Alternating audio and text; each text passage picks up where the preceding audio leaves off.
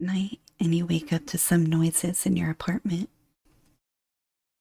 You fell asleep on your couch, too exhausted to move to your bedroom.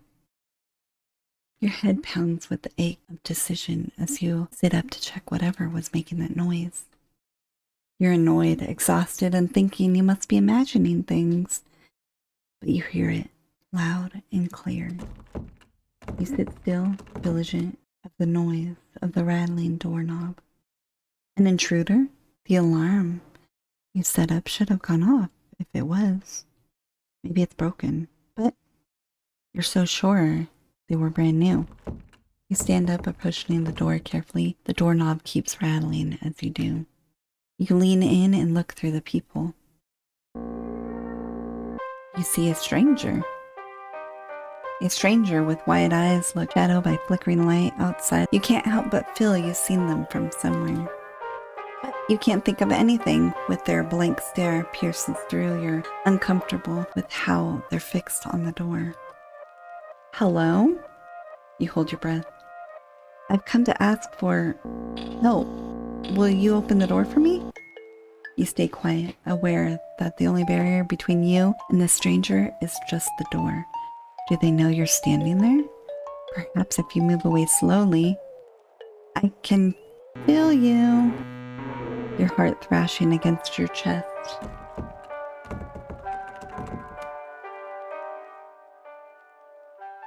Please, open the door.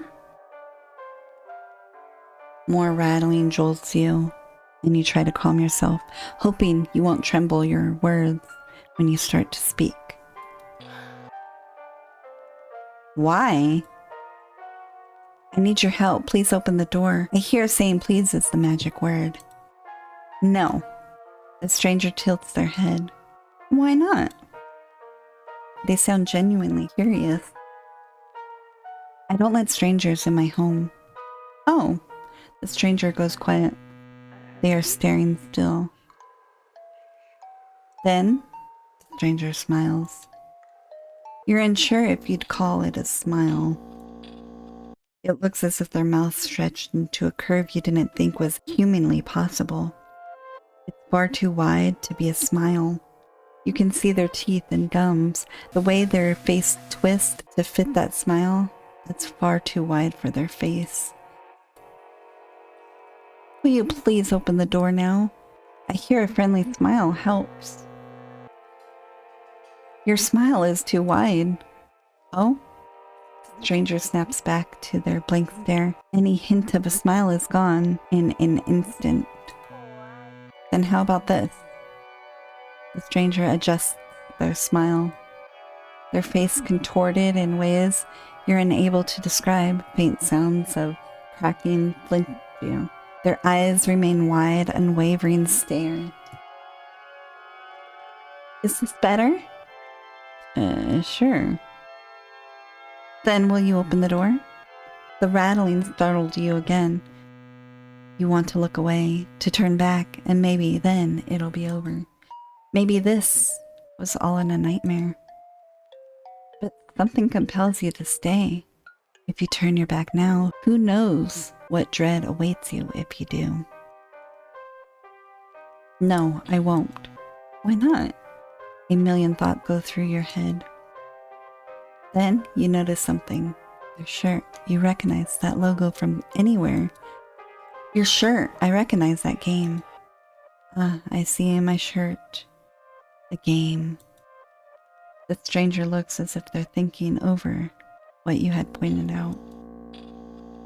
You can almost see the whirling in your head as they're trying to make sense of things. It's a cool shirt. You aren't sure of what else to say. It might have been a stupid thing to say, but it's still an attempt to alleviate the tension. It is your favorite game, is it not? How do you know that? Another smile creeps into the stranger's face. Your door rattles louder before the door shakes, barely holding itself together. One thing for certain, you feel cornered. Well, a stranger would not know such a thing. It is not important to know things about your host, to know what most important to them. So, you can adjust to them. The tone of their voice falls flat on the last part. Will you please open the door? The stranger's face. You blink rapidly. It looks like their skin is melting. Half of their face is lopsided with one eye protruding from the socket, but they remain wide and blinking. There's something wrong with your skin. What about my skin? The stranger doesn't seem like they feel any difference, but your eyes are fixated on the way their skin is just slipping away from their face, from what should be their skull. But you see, nothing's beneath the skin. Then the stranger reaches for their face. Oh, give me a moment. The stranger grabs the excess skin and stretches it back, adjusting it as if it's a piece of clothing they're trying to fit. The skin then sits on their face as before, a mask returned to the owner's face. This face, this body, it takes a while to get used to. The lights flicker. There's no more rattling at your door, as you've just noticed. But your eyes remain on the stranger, dreading what happens now. It doesn't seem like you will open the door. The stranger's voice is steady, not a hint of disappointment, anger, or anything from what you'd expect from a possible intruder.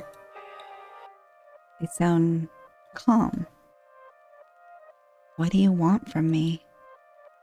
Well, it doesn't matter now, though I've learned plenty from you. Perhaps I'll do better next time. I wonder if you'll recognize me. Would you open your door for me, then?